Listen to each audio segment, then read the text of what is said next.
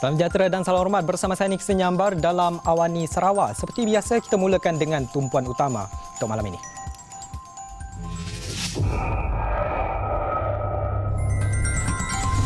Sekarang ini ada 3 kerajaan negeri akan membekalkan 10 tambahan.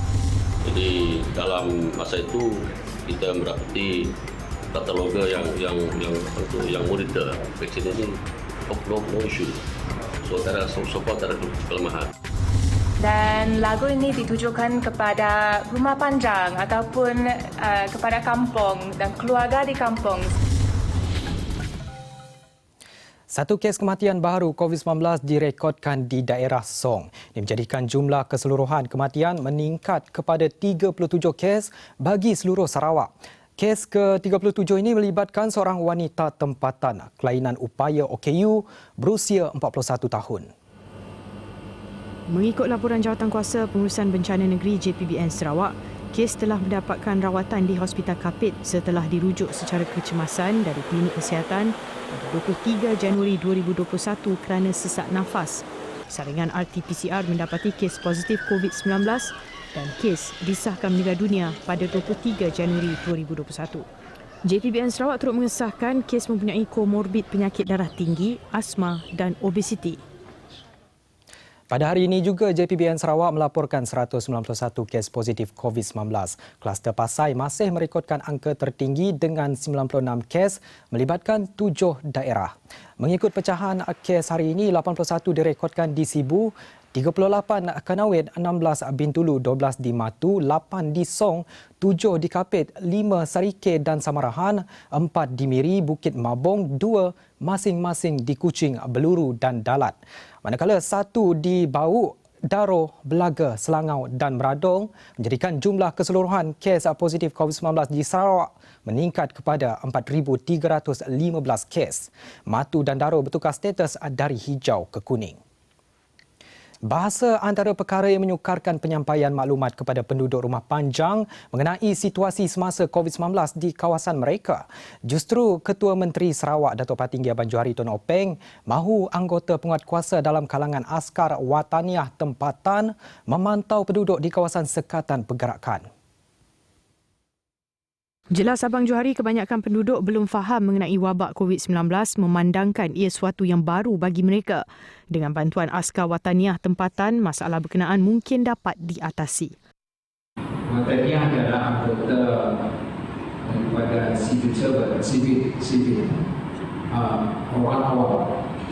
Jadi anggota orang awam yang menjadi anggota wataniah, mereka boleh juga membantu kerana di kawasan-kawasan rumah panjang, komunikasi adalah penting untuk kita memberi penanganan mengenai COVID. Setidak-tidaknya kita gunakan bahasa yang dipahami oleh tempat-tempat tersebut. Kerana you can explain what is COVID-19. Kerana ini adalah perkara baru.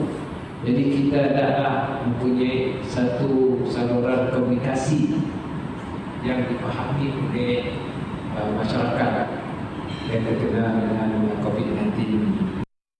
Abang Jo juga menyatakan anggota Angkatan Tentera Malaysia ATM dan rela akan ditambah bagi membantu anggota polis yang terhad bilangannya untuk memantau kawasan yang dikenakan sekatan.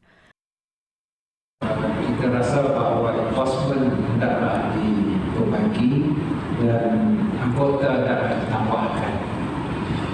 Mungkin pihak polis tidak mencukupi, jadi kita ada satu gerakan untuk melaksanakan enforcement di antara polis, pihak tentera, termasuk wataniah dan juga daerah, di mana kita akan apabila lockdown kita ada anggota yang cukup untuk memantau lockdown yang kita letakkan di rumah panjang atau di kampung. Abang Johari turut memaklumkan kerajaan negeri akan menanggung sepenuhnya perbelanjaan dari sudut logistik untuk membawa penghuni rumah panjang yang telah dijangkiti COVID-19 ke pusat kuarantin. Ini bagi mengelak mereka terus berada di rumah panjang dan merisikokan penghuni lain. Pada masa sama, ketua-ketua masyarakat dan ketua-ketua kaum diminta agar memantau dan sentiasa menasihati penduduk untuk mematuhi SOP dan arahan pihak kuasa. Baiklah, ketika ini Hospital Sibu hanya mempunyai 3 alat bantuan pernafasan atau ventilator. Bagi mengatasi kekurangan ini, Kerajaan Sarawak akan menambah 10 lagi ventilator bagi menampung keperluan di hospital berkenaan.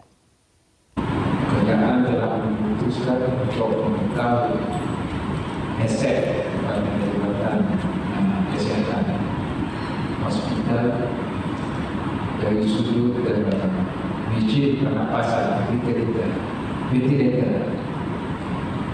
Hospital ini berkendapkan 10 ventilator tambahan.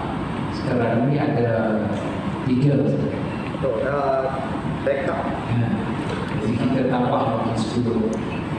Dan kerajaan negeri akan membekalkan 10 tambahan ventilator. Latihan kedua penghantaran vaksin COVID-19 dari Kuching ke Hospital Bintulu berjalan dengan lancar. Operasi tersebut berjaya mengekalkan suhu vaksin iaitu negatif 75 darjah Celsius sepanjang 13 jam perjalanan. Jelas Timbalan Menteri Kesihatan Malaysia Dato' Aaron Agodagang, proses itu penting bagi mengenal pasti sebarang risiko yang mungkin berlaku, sekaligus memberi pendedahan awal kepada petugas vaksinasi di kawasan pedalaman. Jadi pada keadaan ini kita ulang kembali proses penerimaan vaksin COVID-19 ini supaya kita dapat memastikan pengekalan suhu yang amat rendah negatif 75 ini dapat kekal sepanjang perjalanan vaksin ini daripada Belgium dalam kandang 5 hari sampai ke Belaga. Dan hari ini adalah sebagai sekali lagi kita mengadakan dry run di Bintulu supaya di sini juga mereka yang akan mengendalikan proses vaksinasi di Bintulu ini akan memahami prosedur sebenarnya yang sebenarnya patut dilakukan apabila kita terima vaksin ini.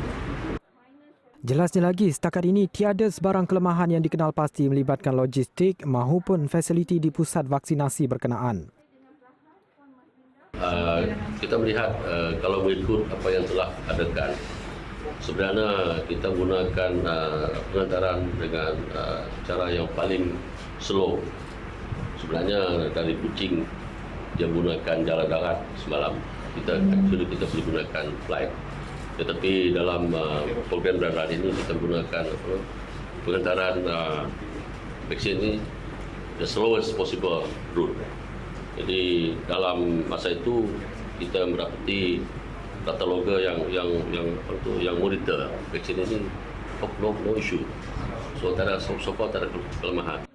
Beliau berkata demikian semasa sidang media aktiviti dry run penghantaran vaksin COVID-19 di Hospital Bintulu pada Sabtu.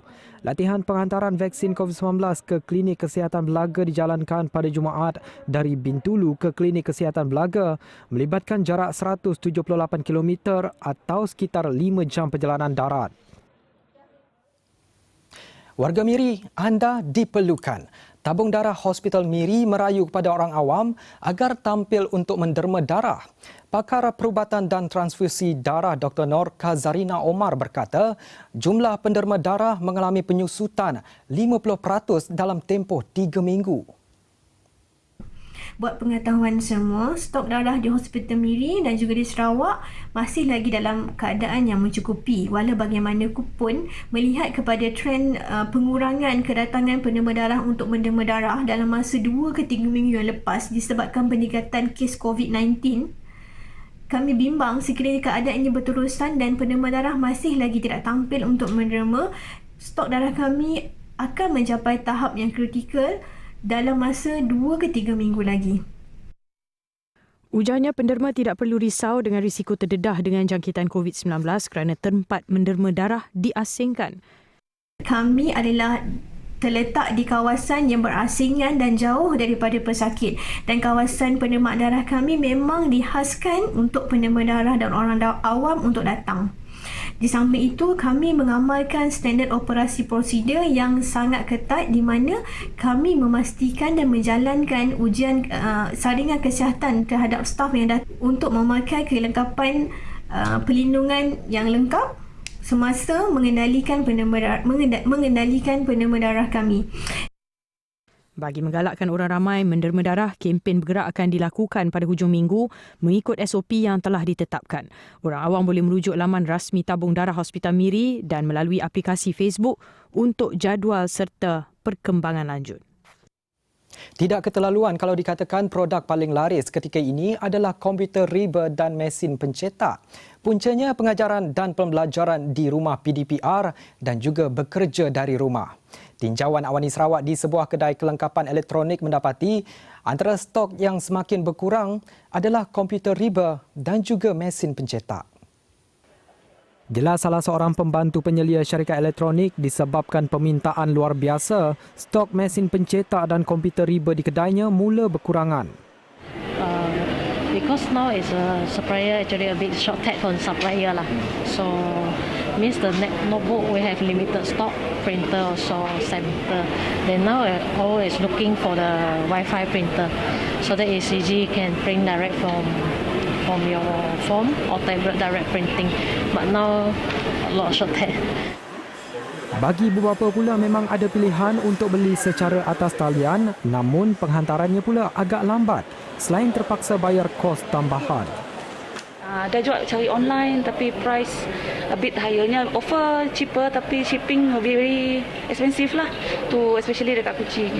Ada dekat store tapi very limited lah, so kita kena fast lah, and price a bit ada ya sikit lah beza compare dengan zaman kita masa bukan COVID lah, because now orang pakai online untuk especially pihak belajar, so memang mestilah semua orang mesti ada.